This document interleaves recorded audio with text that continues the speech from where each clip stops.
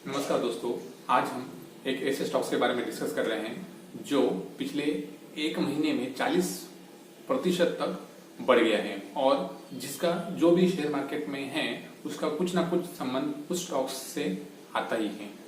तो वो जो स्टॉक्स है उसका नाम है CDSL, central depository participant limited services limited. तो सेंट्रल डिपॉजिटरी जो है ये स्टॉक जो है पिछले एक महीने में 40% से बढ़ा है और उसके बाद से आप देखेंगे तो इसमें 5% का लोअर सर्किट लगते जा रहा है। तो काफी निवेशक जो है इसमें अभी डरने लग गए हैं, जो छोटे मोटे निवेशक हैं। तो आपके पास भी अगर ये स्टॉक्स है या फिर आप अगर उसमें नया निवेश करना चाहते हैं या आपको वो स्टॉक्स अच्छा लग रहा है तो आपको ये वीडियो जरूर देखना चाहिए। तो चलिए वीडियो को शुरू करते हैं।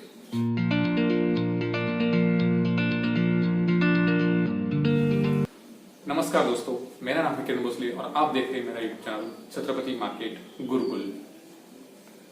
दोस्तों, CDSL जो है ये एक डिपॉजिटरी पार्टिसिपेंट है। तो मतलब हम जो है शेयर लेते हैं, कोई भी शेयर लेते हैं डीमैट में, तो उसका जो है जो होल्डिंग जो है ब्रोकर्स को इन डिपॉजिटरी पार्टिसिपेंट के पास स्टोर कर रहता है।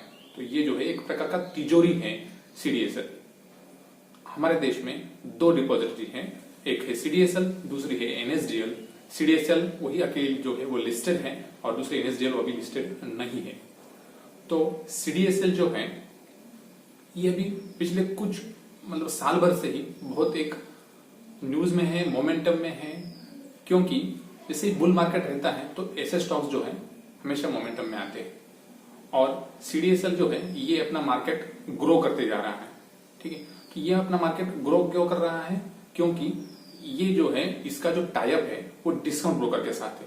और डिस्काउंट ब्रोकर कौन कौन से? जीरोधा हो गया, एंजल ब्रोकिंग जो नया आया है, ग्रो ऐप और आपका कुछ अपस्टॉक्स। तो ये जो डिस्काउंट ब्रोकर्स हैं इन सब का टाइप किसके साथ है? CDSL के साथ है। और आप देखेंगे कि जितने भी एक साल में ये जो बुल मार्केट में नए नए जो रिटेल पार्टिसिपेंट्स आ रहे हैं वो सारे डिस्काउंट ब्रोकर की ओर जा रहे हैं। उस कारण से क्या है, CDSL का जो मार्केट शेयर जो है वो पिछले 5-6 साल से कंटिन्यूअस एक राइजिंग अप ट्रेंड में है और राइजिंग ट्रेंड में है होने के बाद और जो है पिछले एक साल में उसमें काफी ज्यादा वृद्धि आई है, क्योंकि बहुत सारे लोग जो है लॉकडाउन में घर पे थे। उसके बाद जो है बुल मार्केट स्टार्ट हुआ, उसके मार्केट में बहुत तेजी हो गई, तो नए नए लोगों का इसमें इंटरेस्ट आया और उसके बाद से जो है ये डिस्काउंट ब्रोकर की जो है उनके जो क्लाइंट्स अकाउंट से वो बढ़े, उनके पार्टिसिपेंट के कारण CDSL में जो है उसमें भी हमने तेजी देखी, उसका मुनाफा भी बढ़ा है। लेकिन पिछले एक महीने में ये स्टॉक्स लगभग 40%, 900 के आसपास था, 920-30 के आसपास में जो ब्रेकआउट मिला उसके बाद से ये स्टॉक्स वन वे रैली करके 20-20 सर्किट लगा करके 1500 के लेवल तक पहुंचा, 1580 के आसपास पहुंचा। उसके बाद से क्या हुआ, अचानक से क्या हुआ, लेकिन उसको 5% का सर्किट लग गया। तो बहुत सारे छोटे मोटे निवेशक जो हायर लेवल पे लिए थे वो अटक गए, उसमें डरने लग गए। अब सर्किट लग रहा है, अब उनको समझ भी नहीं आता है कि क्या करना चाहिए। तो आपको डरने की जरूरत नहीं है, मैं आपको बताऊंगा कि इस स्टॉक्स में अभी क्या करना चाहिए। तो सबसे पहले हम CDSL की जो है थोड़े कुछ फंडामेंटल्स देख लेते हैं। तो अभी आपके सामने CDSL का ये सब डाटा आ रहा होगा। देखिए, इसका मार्केट कैप जो है ये 14,000 करोड़ के आसपास अभी पहुंचा है, मतलब ये एक मिड कैप कंपनी भी है। तो पिछला जो है उसका 52 वीक लो था 327, अभी जो उसने हाई मारा है 1580 के आसपास। तो लगभग 5-6 गुना ये स्टॉक्स बढ़ चुका है ऑलरेडी। तो इसका पी जो ट्रेलिंग 12 मंथ है 70 के आसपास के पी के साथ ये अभी ट्रेड कर रहा है। मतलब जो है अभी ये कुछ सस्ता स्टॉक्स नहीं रहा है, क्योंकि जो भी री रेटिंग होनी थी ये लगभग मोस्ट री रेटिंग जो है तो रेटिंग अभी इसकी हो चुकी है। और लेकिन इसमें एक बात यह है कि ये हाई ROC बिजनेस है, एसेट लाइट मॉडल है, इसमें कुछ खर्चा नहीं लगता है, प्लेटफॉर्म टाइप बिजनेस है, कुछ करना नहीं है। जो भी ब्रोकर्स के साथ जो भी क्लाइंट से डील करेंगे उनकी जो डिपॉजिट रहेगी इनके पास स्टोर रहेगी, तो उसका जो 1% इनको हिस्सा मिलता रहेगा। और बाकी जो IPOs फी है, प्लेजिंग फीस है, ये सब भी जो है इसके रेवेन्यूज है। तो इसको कुछ नया खर्चा जो है, नया इन्वेस्टमेंट करने की जरूरत नहीं पड़ती है। तो एक एसेट लाइट प्लेटफॉर्म बिजनेस है। उस कारण से क्या होता है ना कि रिटर्न ऑन कैपिटल एम्प्लॉयड जो है ना वो इसका बहुत ही हाई मिलता है।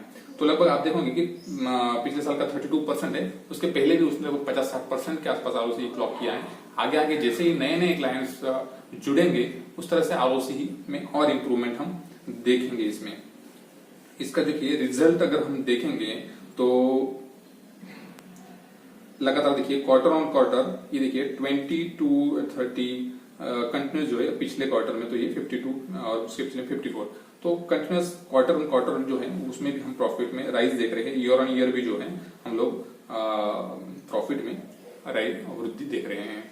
तो ये कंसिस्टेंटली कंपाउंडिंग स्टॉक्स जो है ये बन सकता है। तो कोई भी अगर पीसफुल इन्वेस्टर है, मतलब जिसको ज्यादा उथल पुथल वाले स्टॉक्स नहीं चाहिए, एक शांत वाला स्टॉक चाहिए, तो ये स्टॉक्स वो है। अभी हालांकि पिछले महीने से ये भागा है, बट ये जो ना एक कंसिस्टेंट कंपाउंडिंग स्टॉक्स है। क्योंकि क्या है, शेयर मार्केट आप देखेंगे कि इंडिया में सिर्फ 3% लोग जो है वो इन्वेस्ट करते हैं, और आप यूएस को कंपेयर करेंगे, अदर डेवलप कंट्रीज को कंपेयर करेंगे तो यूएस में 55% लोग शेयर मार्केट में इन्वेस्ट करते हैं। तो यहाँ पे सिर्फ 3% है, तो आप इसका जो है देख सकते हैं कि यहाँ पे कितना स्कोप है। तो सीडीएसएल जो है इसका बेनिफिशियरी तो होगा ही होगा, 2 ही ड्यूओपोली मार्केट है, और यहाँ पे क्या हाई एंट्री बैरियर रहता है। ब्रोकिंग जो है तुरंत स्विच नहीं कर सकते, इतने क्लाइंट्स का डाटा रहता है, स्विच करना डिफिकल्ट हो जाता है उनके लिए। तो जो है ये सीडीएसएल स्टॉक जो है एक कंसिस्टेंट कंपाउंडिंग स्टॉक्स है। यहाँ पे सीडीएसएल में यहाँ पे क्या है, अब ये बी लगा हुआ है। तो हुआ क्या कि जैसे ही 920 के आसपास में एक फंड ने बड़े फंड हाउस ने उसमें बाइंग ले ली, बड़े परसेंटेज का स्टॉक्स ले लिया, उसके बाद से क्या है मोमेंटम में आ गया वो स्टॉक्स, और वो कंटिन्यूस 20% सर्किट लग गया। इसके बाद सेबी क्या करती है कि अगर कोई स्टॉक्स ना तेजी से भागता है ना, तो उसमें जो है एक सर्विलेंस मैकेनिज्म रहता है उनका, उस हिसाब से वो उसमें एएसएम क्राइटेरिया में वो आ जाता है स्टॉक्स, और वो 5% सर्किट में चला जाता है। अब 5% सर्किट में आने के बाद, एएसएम कैटेगरी में आने के बाद क्या हो जाता है कि उसमें जो इंट्राडे प्लेयर रहते हैं ना, वो उसमें पार्टिसिपेट नहीं कर सकते। जो मोमेंटम प्लेयर है वो उससे दूर होने लग जाते हैं, क्योंकि आप इंट्राडे में ट्रेड उसमें नहीं कर सकते, आपको उसको डिलीवरी कंपलसरी लेनी पड़ेगी। तो उस कारण से क्या होता है कि मोमेंटम ट्रेडर उससे दूर हो जाते हैं, और जो भी पहले लिए होते हैं वो उसमें प्रॉफिट बुक करना चालू कर देते हैं। और एक बात क्या होती है कि जो प्लेजिंग रहती है, प्लेजिंग में इसमें अलाउड नहीं रहती, 100% मार्जिन जो है आपको देना पड़ जाता है। और आपने अगर मान लो कोई आप एफ&ओ कर रहे हैं तो उसके लिए भी ये जो स्टॉक्स है वो अभी प्लेज के लिए एलिजिबल नहीं रहता है जब तक वो एएसएम कैटेगरी में हो जाता है। तो उस कारण से क्या है, लोग जो अदर ट्रेडिंग कर रहे हैं तो वो इस स्टॉक्स को बेचना चालू कर देते हैं, तो वो कुछ देर के लिए उसका मोमेंटम जो है वो लॉस्ट हो जाता है। जब इतना चढ़ जाता है तो ये स्वाभाविक भी है। तो अगर उसका चार्ट देखेंगे, चार्ट स्ट्रक्चर में, तो चार्ट स्ट्रक्चर पे अभी देखेंगे कैसा लग रहा है। ये देखिए,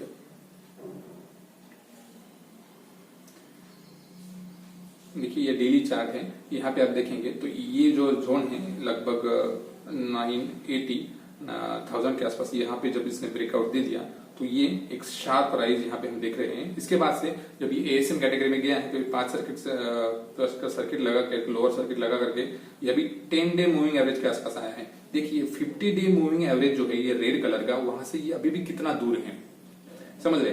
तो अभी क्या होगा, ये कंसोलिडेट होगा, अभी ये कंसोलिडेट होगा।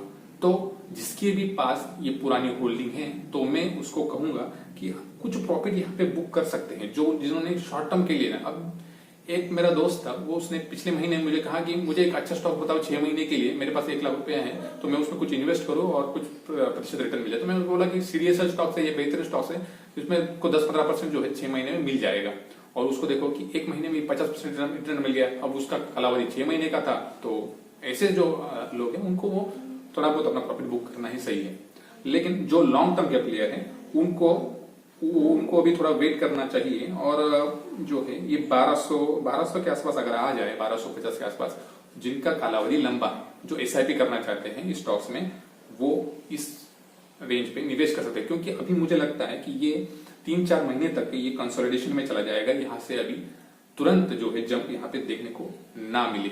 एक एलआईसी का आईपीओ आ रहा है, उसमें उन्होंने एक क्राइटेरिया दिया है, उस कारण से थोड़ा मोमेंटम में आ सकता है। बट अभी थोड़े 3-1 महीने के लिए ये थोड़ा सा शॉर्ट टर्म इसमें पेन रहेगा।